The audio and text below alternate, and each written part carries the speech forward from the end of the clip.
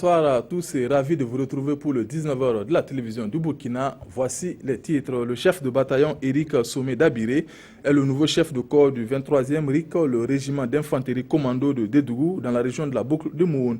Il a été installé par le commandant de la 2e région militaire au cours d'une cérémonie. Et puis l'association Fondation One Village vient d'inaugurer son nouveau siège à Ouagadougou. C'est une association active dans la sécurité routière avec la réglementation de la circulation et la lutte contre l'incivisme.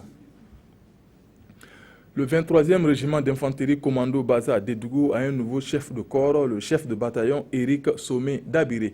Il remplace à ce poste un autre chef de bataillon en mission au Mali. Il a été installé dans ses fonctions par le commandant de la 2e région militaire. Reportage Nayagdo Polo Savadougou. Sous-officier, militaire du rang du 23e régiment d'infanterie commando. De par le président du FASO, vous reconnaîtrez désormais pour chef le chef de bataillon Dabiré Somé D, Eric, ici présent.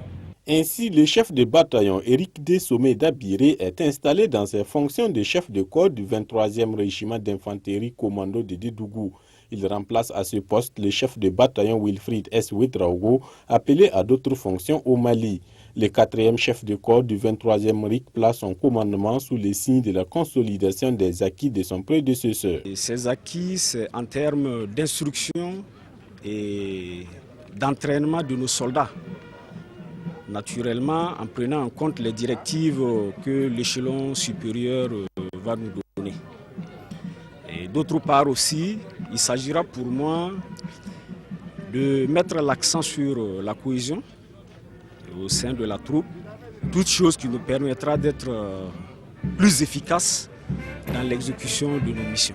La boucle du Mouhoun fait partie de la zone tampon en termes d'insécurité après les attentats du 15 janvier dernier et le nouveau chef de corps du 23e RIC compte renforcer la lutte en collaboration avec les autres forces de défense et de sécurité. Né en 1981, le chef de bataillon Eric D. Somé Dabiré a occupé plusieurs fonctions au sein de l'armée burkinabé. Il est médaillé d'honneur militaire et marié. À Ouagadougou, il est question de renforcer les capacités des policiers municipaux dans le domaine des droits humains. C'est une formation organisée par la direction de coordination de la police municipale et la fondation Hans Zeidel pour une police plus citoyenne. Issa Kafando, Nathalie Savadougou.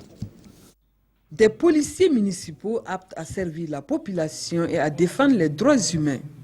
C'est l'objectif que s'est fixé le ministère en charge de l'administration territoriale et de la sécurité intérieure à travers cet atelier de formation des agents de police municipale en police citoyenne.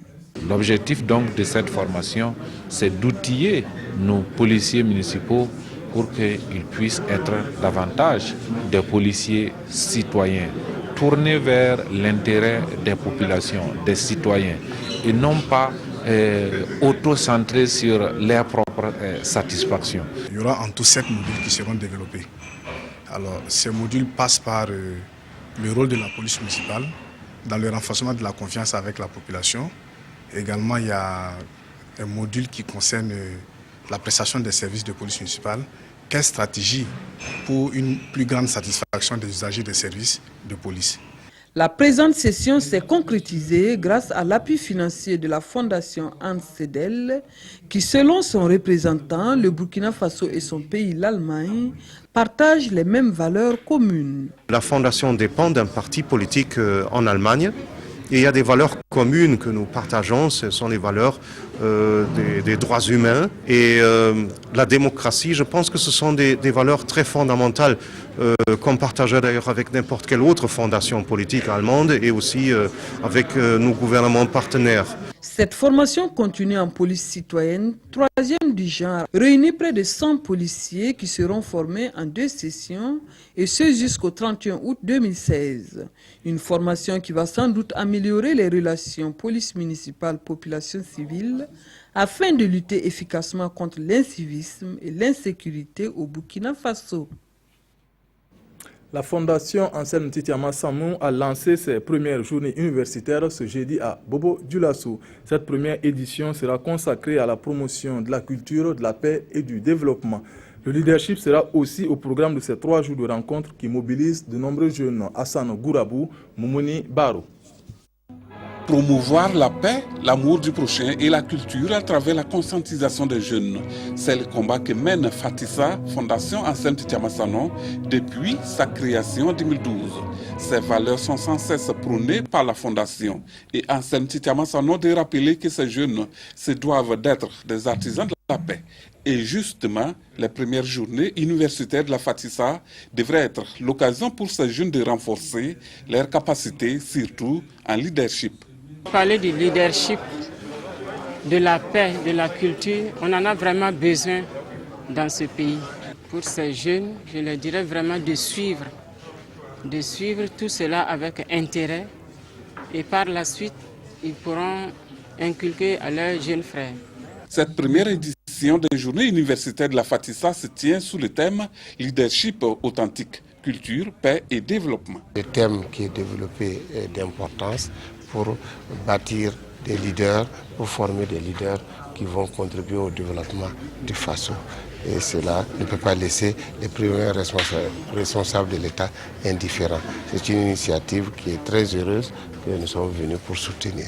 Durant les 3 jours d'échange, il est prévu plusieurs communications sur la culture, paix et développement au profit de cette jeunesse.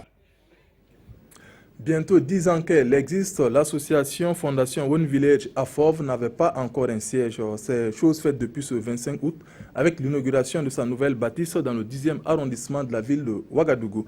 La Fauve est une association de jeunes volontaires dont l'objectif est de réglementer la circulation routière et de lutter contre l'incivisme. Reportage Mokhtar Ouedraogo, Yolande Lompo. De 4 au départ, l'association Fondation One Village compte de nos jours 61 volontaires qui réglementent la circulation au niveau de 12 carrefours dans la capitale politique. La coupure de ce ruban symbolise l'ouverture de son nouveau siège situé dans l'arrondissement numéro 11. Désormais, c'est ici que ces éducateurs en matière de circulation routière pourront se retrouver pour échanger. Moi, personnellement, j'étais un chauffeur où je faisais des longs voyages. Quand je pars au Ghana ou bien à Lomé, je vois le comportement ghanéen par rapport à nous, Burkinabés, de la manière dont nous circulons. Donc, je me suis dit, il faut quelqu'un pour au moins faire quelque chose, en tout cas, à ce que les accidents diminuent. C'est grâce à l'école Saint-Iri, c'est leur terrain où nous avons négocié pour faire le bureau de l'association. Et grâce à ses partenaires financiers, la Fauve en a profité pour installer un rond-point non loin de son siège au carrefour de Catria. Un rond-point à la lisière de 2 arrondissements, entre l'arrondissement 5 et l'arrondissement 11. Donc nous pensons que c'est une très bonne chose que l'association ait pu obtenir ce joyau pour l'implanter sur la voie publique. Tout ce qui va les aider dans leur travail au quotidien. Pour lutter contre l'incivisme et faire respecter le code de la route, l'ambition de cette association serait d'installer des ronds-points au niveau de plusieurs carrefours dans la ville de Ouagadougou. La deuxième session du cadre de concertation régionale des Hauts-Bassins est intervenue à Bobo-Dioula sur les questions de développement de cette région ainsi que les conclusions de la précédente rencontre étaient au centre des échanges. Bitibie Naon, Amadou Lougué. Réfléchir sur la problématique de développement des Hauts-Bassins. Tel est l'objet de la deuxième session ordinaire du cadre de concertation régionale, une instance qui permettra aussi aux conseillers d'examiner et d'adopter le compte-rendu de la première session tenue en mars 2016. En dehors d'adopter d'abord le PV de la dernière réunion, les points qui seront discutés ce matin concernent les problèmes des ressources en eau du bassin de la boucle du Moune et du bassin des Cascades pour qu'on voit un peu l'économie de l'eau dans notre région. Cette session est également mise à profit pour échanger sur la journée internationale de la population, une journée commémorée le 11 juillet de chaque année. Il s'agit pour nous de camper le décor sur l'état des lieux au Burkina, la lutte de la situation, donner un focus sur comment se porte la région en matière de santé des adolescents et des jeunes et enfin jeter des pistes ou des perspectives, en tout cas, pour nous permettre d'améliorer ces différentes questions en rapport avec la santé des jeunes et des adolescents dans la région. Au cours de la rencontre, il est attendu des participants de faire des propositions et suggestions à même d'aider la région à définir les actes prioritaires de développement. Plus de 400 sinistrés du 7e arrondissement de Ouagadougou et du village de Komsilga ont reçu des vivres et des produits de réhabilitation du réseau MARP Burkina, ce dont a été possible grâce au soutien des ONG Christian Aid et Oxfam. Moussa Ouedraogo, Oumar Zombre. Ces sinistrés de Komsilga et de l'arrondissement 7 de Ouagadougou reçoivent ici des vivres et des produits de réhabilitation. Ce soutien du réseau MARP Burkina est estimé à 50 millions de francs CFA. Il va toucher 425 ménages sinistrés suite aux inondations des 19 et 20 juillet 2016. C'est vrai que c'est symbolique, mais quand même on pense que ça peut aider à la famille de pouvoir résister à certaines situations liées aux périodes. En tout cas, nous sommes très contents du don du réseau. Nous prenons votre don avec respect car il répond à nos attentes. Nous allons l'utiliser à bon escient. En plus des dons, le réseau MARP Burkina et son partenaire Christian Aid prévoient une animation régulière sur l'hygiène et l'assainissement. L'activité que nous sommes en train de faire aujourd'hui est déroulée en même temps dans la commune de Komsilga et dans la commune de Marcoy, toujours en réponse aux inondations. Notre action cette année porte sur un budget global de près de 90 millions pour près de 2250 personnes. La durée de l'opération est de 40 jours. Le réseau MARP Burkina va s'appuyer sur les agents de la mairie de l'arrondissement 7 pour la distribution du cash et le suivi de l'utilisation des dons. C'est la fin de cette édition. Merci pour votre fidélité toute cette semaine. Nathalie Kaoré vous retrouve tout à l'heure pour le 20h. Bonne suite de programme et à bientôt. Bonsoir.